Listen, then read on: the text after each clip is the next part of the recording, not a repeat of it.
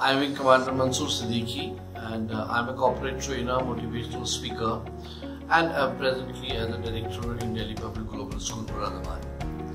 आज का जो मेरा टॉपिक है वो बेसिकली उन बच्चों के लिए है जो अब 10th पास करके 11th में एंट्री लेने वाले हैं और जो अभी 8th पास करके 9th and 10th की तैयारी कर रहे हैं। देखिए, ये इस वक्त का जो टाइम होता है बच्चे के लिए 9th में एंट्री लेने के बाद से उसको ये अपने बारे में प्लानिंग कर लेना बहुत ज़रूरी होता है कि उसको 11th में कौन से सब्जेक्ट्स लेने हैं और किस लाइन में और किस डायरेक्शन में उसको जाना है। तो उसके लिए बेसिकली में बहुत बेहतर रहता है कि वो 9th में ही डिसाइड कर ले कि उसको कौन सी लाइन में जाना है और उसी हिसाब से वो अपनी तैयारी करता है। लेकिन मैंने नोटिस किया है कि अक्सर ए क्लास मेट्रो सिटीज वगैरह में तो काफ़ी बच्चे ऐसे होते हैं उनकी जो करियर प्लानिंग है वो बहुत जल्दी हो जाती है। 7th 8th 11th में भी वो डिसाइड कर लेते हैं कि उनको करना क्या है। लेकिन अक्सर मैंने देखा है कि बी और सी और डी कैटेगरी की जो सिटीज़ है वहाँ पे थोड़ा सा बच्चों में कंफ्यूजन रहता है। माँ बाप को भी उतनी क्लैरिटी नहीं रहती है कि हमें अपने बच्चे को किस लाइन में भेजना है। जो बिजनेसेस में है वो समझते हैं कि अगर इसने कुछ नहीं किया तो अपनी दुकान संभाल लेगा, फैक्ट्री संभाल लेगा, और फिर उनके अगर कुछ लोगों के बिजनेस बहुत अच्छे नहीं चल रहे होते तो वो उसके लिए एक्सपेक्ट करते हैं कि किसी अच्छी फील्ड में चला जाए, लड़का हो या लड़की। तो मैं उसी चीज़ को मद्देनजर रखते हुए आज एक छोटा सा सेशन बना रहा हूँ कि आपको 10th के बाद सब्जेक्ट्स का सिलेक्शन कैसे करना चाहिए और वो सब्जेक्ट्स लेकर आप आगे करियर क्या बना पाएंगे। तो इसकी मैं थोड़ी सी मैंने डिटेल स्टडी बनाई है और मैं बच्चों को ये करियर काउंसलिंग के तौर पे, करियर डिजाइनिंग के तौर पे समझ लीजिए उसको बताने की कोशिश करूँगा। आज जो सबसे पहले मैं कवर करने वाला हूँ ये वही बच्चे होंगे जो कि अब 10th एग्जाम के रिजल्ट्स का वेट कर रहे हैं और सेशन 2021 में एंट्री की तैयारी कर रहे हैं 11th क्लास में जाने के लिए। अक्सर बच्चे कंफ्यूज रहते हैं कि हमें सब्जेक्ट्स कौन से लेने चाहिए, किस सब्जेक्ट को लेकर क्या करियर बनेगा, हम किस डायरेक्शन में जा पाएंगे। तो मेरा यहाँ पे मेरी जो ऑब्जर्वेशन रही है वो यही है कि यहाँ पर 2 सब्जेक्ट्स की डिमांड बहुत ज़्यादा है। साइंस में फिजिक्स केमिस्ट्री मैथ्स को लेकर भी और फिजिक्स केमिस्ट्री बायोलॉजी को भी, जो कि मेन स्ट्रीम्स कोर्सेज होते हैं वो साइंस के लिए, और थोड़ी बहुत बची हुई जो रह जाती है वो कॉमर्स में जाना चाहते हैं वो बच्चे। लेकिन मैंने देखा है कि बाकी सब्जेक्ट्स में इतना अच्छा रुझान नहीं है यहाँ पर इन शहरों में, और वो बच्चे ज़्यादातर साइंस ले लेते हैं, फिजिक्स केमिस्ट्री मैथमेटिक्स या बायोलॉजी, क्योंकि they want to become engineer और अ डॉक्टर। और फिर 12th में वो उतने अच्छे स्कोर्स नहीं ला पाते हैं और फिर उनके सामने या नीट और जो IEEE वगैरह के जो एग्जाम्स होते हैं इंजीनियरिंग में एंट्री के लिए वो क्वालिफाई नहीं कर पाते हैं। तो फिर अल्टीमेटली उनके पास चॉइसेस बहुत कम रह जाती है, क्योंकि स्कोर अच्छा नहीं आता है साइंस में तो उन बच्चों को तो और भी परेशानी का सामना करना पड़ता है। फिर वो मजबूरन लोकल कॉलेजेस में इधर उधर कहीं भी ग्रेजुएशन में इम्तहान लेते हैं या फिर सी और डी कैटेगरी के कॉलेजेस में जाके इंजीनियरिंग प्राइवेट कॉलेजेस में एडमिशन लेते हैं। तो प्रॉब्लम वहीं पे आके अटक जाती है कि उनको फिर लेटली रियलाइज ये होता है कि हमने ये सब्जेक्ट ही गलत चूज किए थे, या उनको अपने इंटरेस्ट का अंदाजा नहीं होता था कि हमें किस फील्ड में जाना है और क्या हमें करना चाहिए। तो उसको लेकर के थोड़े से कंफ्यूज रहते हैं।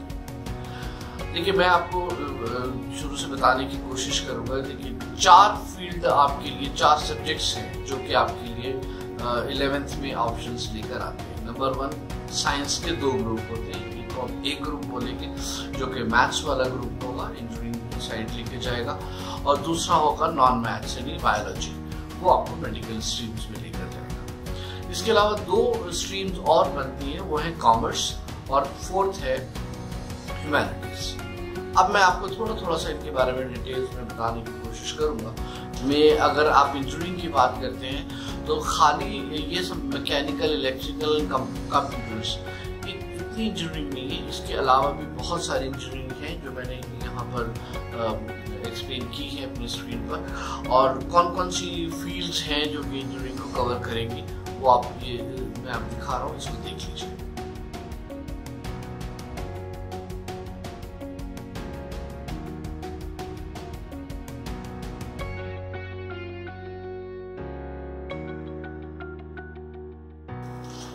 तो ये तो था साइंस ग्रुप ए, जो कि आपको मैथ्स है, फिजिक्स, केमिस्ट्री एंड मैथमेटिक्स। दूसरा ग्रुप आता है ग्रुप बी, जिसमें आप physics, chemistry, mathematics and biology लेते हैं।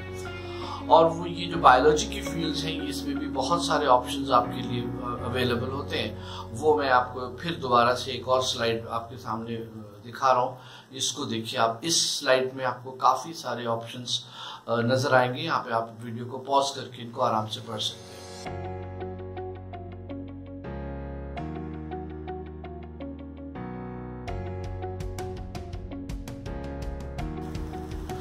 थर्ड ग्रुप आता है कॉमर्स। कॉमर्स में बीकॉम का एक ऑप्शन होता है, जो कि बच्चे स्कूल 12th के बाद ले सकते हैं। ऑप्शन भी अब जैसे कॉमर्स का है, ये लिस्ट देखिए आप, ये कॉमर्स से रिलेटेड है।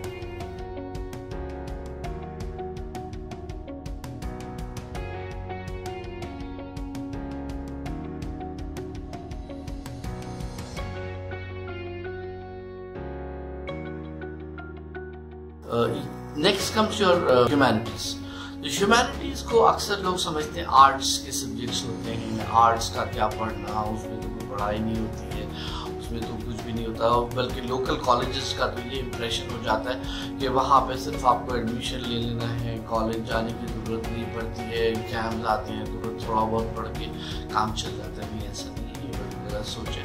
ह्यूमैनिटीज के जो सब्जेक्ट हैं उसमें बहुत अच्छे अच्छे करियर्स हैं, जो छुपे हुए मैं अभी आपको बताने की कोशिश करूंगा कि उनमें क्या क्या करियर ऑप्शन जो आप बना सकते हैं। और जिनको आगे साइंस में बहुत अच्छा नहीं करना है, साइंस पढ़ने की बहुत ज़रूरत नहीं है, और या फिर सिर्फ उनको बिजनेस करने हैं, या अपने वेंचर्स को संभालना है, या उनका बिजनेस नया स्टार्टअप लेना है, या सिविल सर्विसेज में जाना है, तो उनके लिए भी ह्यूमैनिटीज़ के बहुत सारे सब्जेक्ट्स जो होते हैं वो उनके लिए बड़े फायदेमंद होते हैं।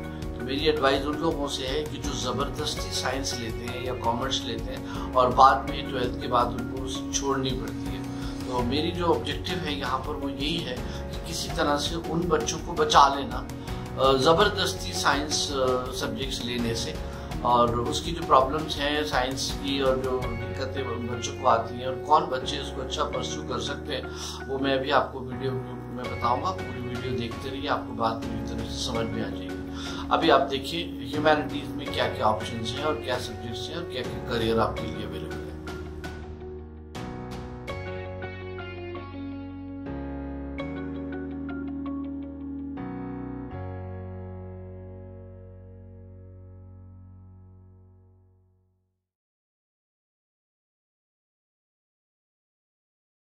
अब चारों के बाद कुछ ऐसे करियर भी हैं जिसमें के सारे सब्जेक्ट्स के लिए ओपन होते हैं वो। अब जैसे फॉर एग्जांपल इंजीनियरिंग, वहाँ पे तो सिर्फ साइंस वाले बच्चे जा सकते हैं जिन्होंने फिजिक्स, केमिस्ट्री, मैथमेटिक्स पढ़ी। सपोज उनको फिजिक्स, केमिस्ट्री, मैथमेटिक्स पढ़ने के बाद भी इंजीनियरिंग में ऑप्शन नहीं मिलता है, या वो they want to change their mindset, तो अब उनके पास क्या क्या ऑप्शंस अवेलेबल हैं, वो किस किस करियर को बना सकते हैं या बनाना चाहते हैं। अब जो मैं आपको लिस्ट दिखाने जा रहा हूँ, ये करियर से, सब्जेक्ट से, डिटेलिंग से रिलेटेड है। अगर उन्होंने पहले से ही इन सब्जेक्ट्स के बारे में सोच रखा है, जो मैं अभी आपको दिखाने जा रहा हूँ इन करियर्स के बारे में, तो उनको साइंस लेने की जरूरत नहीं है। साइंस वही बच्चे लें जो डिटरमिन्ड है इंजीनियरिंग करने के लिए या मेडिकल लाइन में जाने के लिए। तो इसलिए अभी आपको ये वाली स्लाइड देखिए।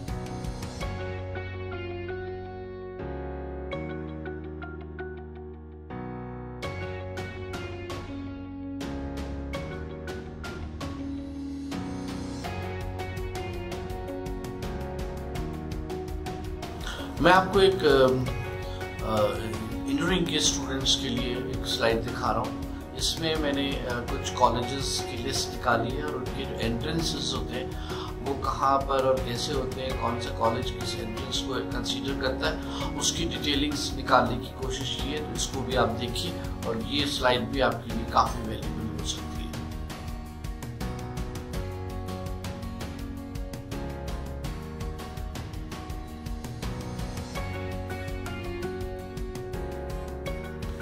नाउ इसी तरह से आपके लिए मैंने कुछ नेशनल लेवल के बेस्ड कॉलेजेस हैं जिसमें नीट क्वालिफाइड बच्चों को कंसिडर किया जाता है, उनकी भी एक लिस्ट में दे रहा हूँ। उसमें भी आप देख सकते हैं कि कहाँ कहाँ पर वो कॉलेजेस हैं और आपके लिए वो कितना फ़ायदेमंद हो सकते हैं, ये भी एक लिस्ट आप देख लीजिए। इसके अलावा बहुत सारे जो स्टेट लेवल के जो कॉलेजेस हैं वो बहुत ज़्यादा हो जाते हैं, तो उसकी लिस्ट मैंने भी नहीं बनाई है। लेकिन अगर आप गूगल पे जाके सर्च करेंगे कि list of medical colleges in particular state, तो वो भी आपको मिल जाएगी इजीली।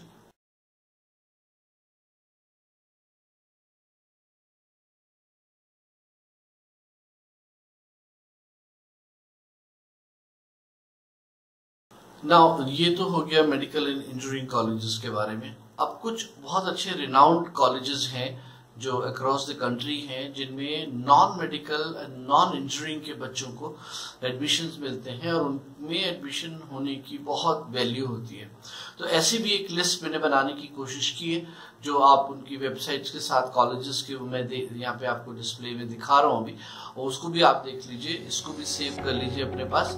और यहाँ पे पर्टिकुलर कॉलेजेस में जाकर उनके आप पास्ट ईयर्स की कट ऑफ देख सकते हैं। इनमें जो एडमिशन्स हैं वो मेरिट बेस पर ही होते हैं, जो आपने 12th में मार्क्स स्कोर किए होते हैं, और उसके हिसाब से अगर आप किसी भी पर्टिकुलर कॉलेज को टारगेट करते हैं, किसी पर्टिकुलर सब्जेक्ट को टारगेट करके कोई कॉलेज चूज करते हैं, तो वहाँ का आप निकाल सकते हैं कि उस कॉलेज की एंट्रेंस में एडमिशन में कट ऑफ लास्ट ईयर और उससे प्रीवियस ईयर्स में क्या रही थी, जिससे कि आप अपनी तैयारी उसी हिसाब से करके उस कॉलेज के फॉर्म भर के वहाँ पे एडमिशन ले सकें।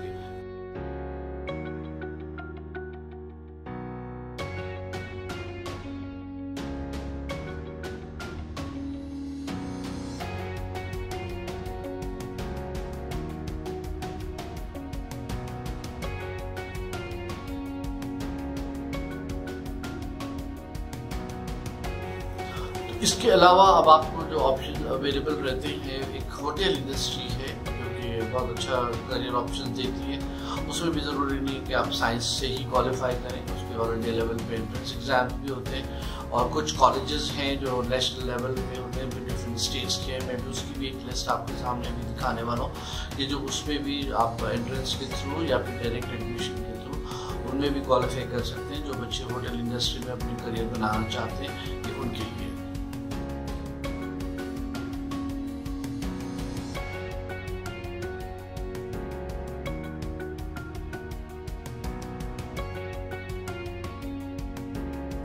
12th के बाद एक अच्छा ऑप्शन और होता है बच्चों के लिए, वो होता है मास कम्युनिकेशन। उसको बोलते हैं जर्नलिज्म। जैसे आप टीवी में काम करना चाहते हैं, न्यूज़ एंकर बनना चाहते हैं, न्यूज़ एडिटर बनना चाहते हैं, न्यूज़पेपर में काम करना चाहते हैं, आपका इंटरेस्ट उसमें है, तो उन बच्चों के लिए मास कम्युनिकेशन एक सब्जेक्ट होता है जो दिल्ली यूनिवर्सिटी में भी है, जामिया में भी है, और बड़ी अच्छी अच्छी यूनिवर्सिटीज़ में इसमें एंट्री मिलती है। तो अच्छे कॉलेज से अगर आप इसको पास करेंगे तो आपके करियर के बहुत अच्छे ऑप्शंस इसमें मास कम्युनिकेशन में भी मिल सकते हैं। जैसे कि मैंने पहले भी बताया था कि लॉ का एक बहुत अच्छा ऑप्शन होता है एडवोकेट बनने के लिए, या फिर एडवोकेसी में गवर्नमेंट में भी जॉब्स होती है बहुत सारी, और प्राइवेट सेक्टर भी आजकल जो है लॉ क्वालिफाइड लोगों को हायर करते हैं।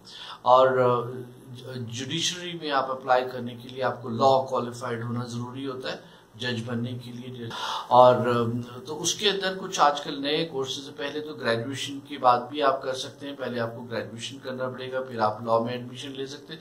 अदरवाइज बहुत सारे कॉलेजेस इंडिया में ऐसे हैं जिन्होंने उसको बोलते हैं integrated course, 5 years integrated course, जो कि आपको ग्रेजुएशन प्लस लॉ दोनों एक साथ कराते हैं। तो अगर आपको 12th के बाद लॉ में इंटरेस्ट है तो बेटर रहेगा कि आप इंटीग्रेटेड कोर्स में एडमिशन लें। वहाँ पे आप बहुत सारी यूनिवर्सिटीज ऑफर करती हैं। तो इसके अलावा आप खाली सब्जेक्ट को पढ़कर भी अपना करियर बना सकते हैं। जैसे कि फिजिक्स पढ़ के, खाली physics, BSc physics, MSc physics करके भी एक बहुत अच्छा करियर है, ऑप्शन अवेलेबल होता है। केमिस्ट्री के बाद भी बहुत अच्छे ऑप्शंस अवेलेबल होते हैं। खाली BSc chemistry and MSc chemistry करें तो केमिकल इंडस्ट्री के अंदर काफ़ी अच्छी हायरिंग होती है केमिस्ट्री को लेकर। इकोनॉमिक्स है वो पढ़ सकते हैं आप खाली इकोनॉमिक्स में। इसके अलावा साइकोलॉजी पढ़ के आप साइकोलॉजी में अपना करियर बना सकते हैं। इसी तरह से ज्योग्राफी पढ़ के बना बना सकते हैं, जियोलॉजी पढ़ के बना सकते हैं। तो बहुत सारे ऐसे सब्जेक्ट्स हैं जो इंडिविजुअल सब्जेक्ट्स में आप अपना करियर चूज कर सकते हैं। अगर आप टीचर बनना चाहते हैं तो किसी भी एक सब्जेक्ट को पिकअप करें और उसमें मास्टर करें और बीएड करें, और फिर आपको एक अच्छे गवर्नमेंट सेक्टर में भी एक अच्छी जॉब मिल सकती है और प्राइवेट सेक्टर में भी। लेकिन आपका एक ही चीज ध्यान रखनी पड़ेगी, आपको एक अच्छा परफॉर्मर रहना पड़ेगा शुरू से ही। अच्छा, आपके स्कोरिंग हर जगह अच्छे होने चाहिए। कोशिश कीजिए कि आपको एक अच्छा कॉलेज मिले, वहाँ के जो बच्चे पास आउट होते हैं उनकी एक अच्छी वैल्यू होती है, उनको एक ऑप्शंस उनके लिए जॉब के बहुत जल्दी अवेलेबल रहते हैं। कंप्यूटर्स में भी अच्छी करियर ऑप्शंस हैं जो कि आप बीटेक आईटी और कंप्यूटर रिलेटेड कोर्सेज से भी कर सकते हैं। बीसीए करके भी आप, उसके लिए भी अगर आपको साइंस का पढ़ना जरूरी होता है, बीसीए और एमसीए करके भी आप कंप्यूटर्स की लाइन में जा सकते हैं, प्रोग्रामिंग में जा सकते हैं। जिनका इंटरेस्ट कोडिंग में है उनके लिए बहुत अच्छा ऑप्शन होता है। जो एक्सप्लोर करना चाहते हैं कंप्यूटर्स को, उनके लिए भी कंप्यूटर साइंस एक अच्छा ऑप्शन है और आजकल ये बूमिंग सेक्टर में माना जाता है और इसके अंदर आप काफी आगे निकल सकते हैं। अगर आप क्रिएटिव हैं और अपने हाथ से ड्राइंग अच्छी कर लेते हैं और अच्छे आप कैनवस बना लेते हैं, तो आपको आर्ट्स के लिए भी काफ़ी अच्छे ऑप्शंस अवेलेबल होते हैं, जिसमें कि आपका डिज़ाइन है, फाइन आर्ट्स है, क्रिएटिव आर्ट्स है। तो इनके अंदर भी आप ग्रेजुएशन कर सकते हैं, पोस्ट ग्रेजुएशन कर सकते हैं। इसके साथ साथ जिनका म्यूज़िक में इंटरेस्ट है वो म्यूज़िक में अपना करियर बना सकते हैं कि उसके अंदर भी ग्रेजुएशन एंड पोस्ट ग्रेजुएशन करके आप अपनी म्यूज़िक इंडस्ट्री में जा सकते हैं। आप अपने सॉन्ग लिरिसिस्ट बन सकते हैं अगर आपका अच्छा राइटिंग स्किल है। आप म्यूजिक डिजाइन कर सकते हैं आप। तो इस तरह से आपको म्यूजिक के अंदर भी काफी अच्छे ऑप्शंस मिलते हैं। फिर आता है परफॉर्मिंग आर्ट्स। परफॉर्मिंग आर्ट्स का मतलब एक्टर, थिएटर। अगर आप फिल्म इंडस्ट्री में इंटरेस्ट रखते हैं तो आपको परफॉर्मिंग आर्ट्स की तरफ जाना चाहिए और उसमें आपको ग्रेजुएशन, पोस्ट ग्रेजुएशन करके आप एक अच्छी फिल्म इंडस्ट्री में भी एक अच्छी एंट्री ले सकते हैं।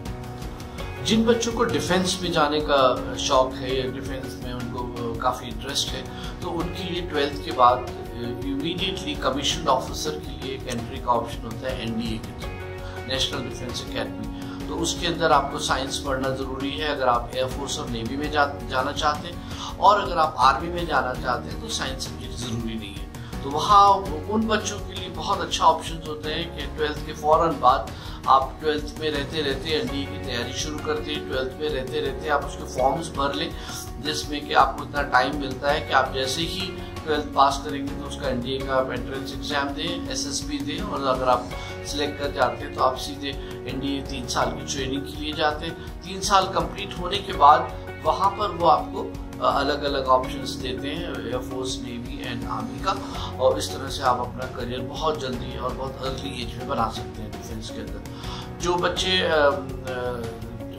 इंजीनियरिंग करने के बाद जाना चाहते हैं तो वो बीटेक भी करके जा सकते हैं, और या मेडिकल करने के बाद भी डिफेंस में डॉक्टर के पोजीशंस पे जा सकते हैं।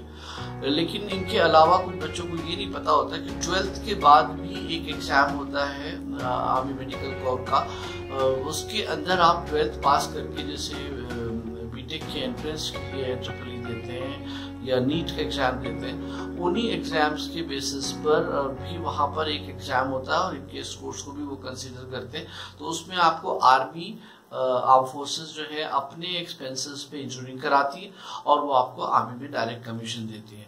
इसी तरह से डॉक्टर्स के लिए भी होता है कि जो बच्चे डॉक्टर मेडिकल कोर में जाना चाहते हैं तो आर्मी मेडिकल कोर है वो भी एक एग्जाम लेती है और नीट के स्कोर को भी कंसीडर करती है, और वो भी 12th के बाद अपने एक्सपेंसेस पर बच्चों को मेडिकल कराते हैं, एमबीबीएस कराते हैं और डायरेक्ट उनको आर्मी में एंट्री एज ए डॉक्टर मिल जाती है।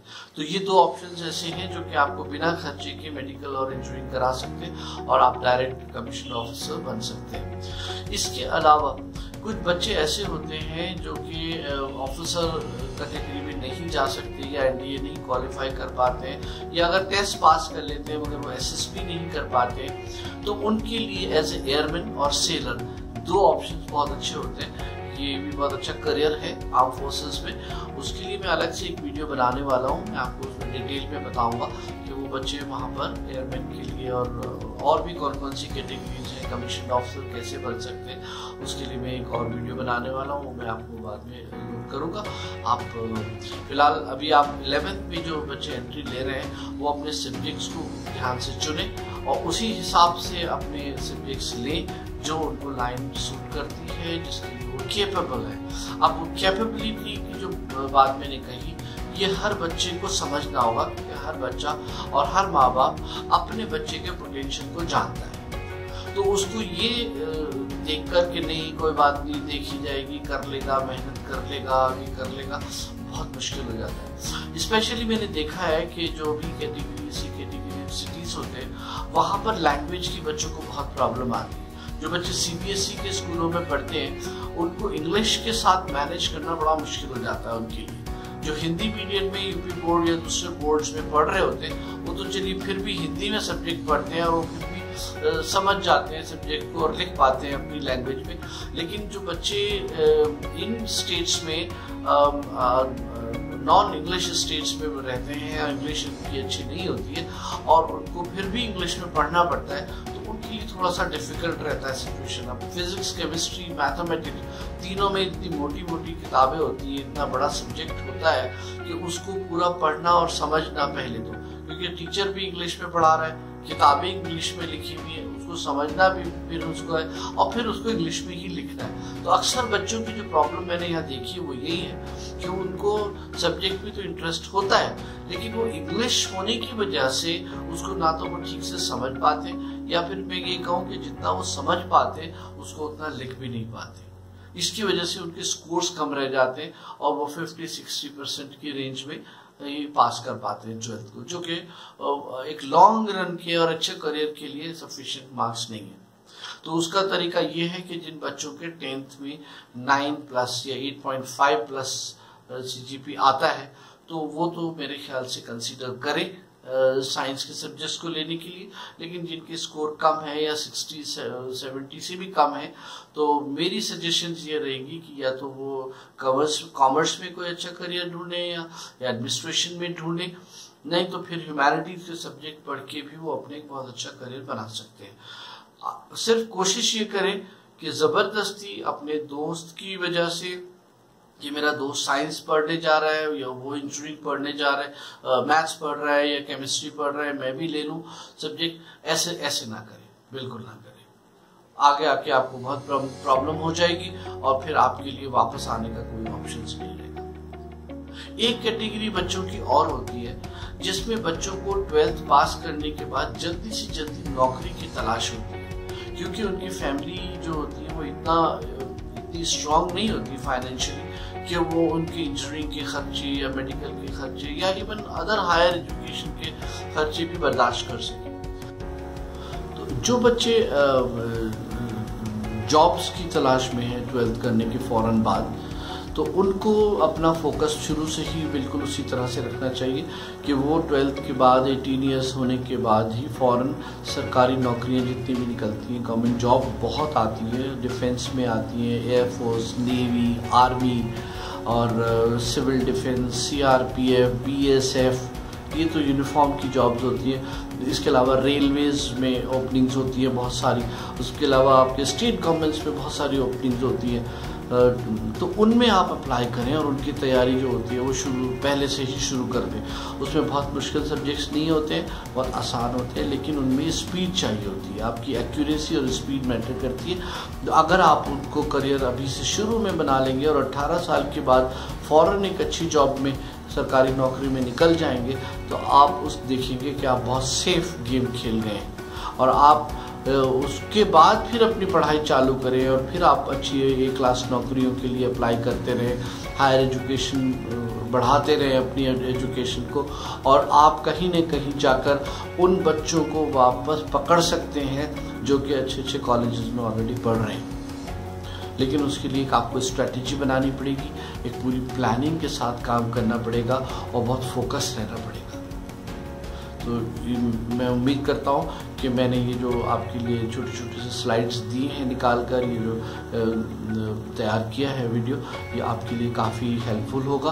और अगर किसी को कोई प्रॉब्लम आती है तो मेरा इस स्कूल का नंबर आप वेबसाइट के थ्रू निकाल सकते हैं। जो बच्चे मुरादाबाद या आसपास में हैं वो स्कूल आकर मुझसे मिल सकते हैं। मैं पूरी तरह से उनकी मदद करने के लिए तैयार हूँ, उनको पूरी गाइडेंस फ्री ऑफ चार्ज देने के लिए तैयार हूँ।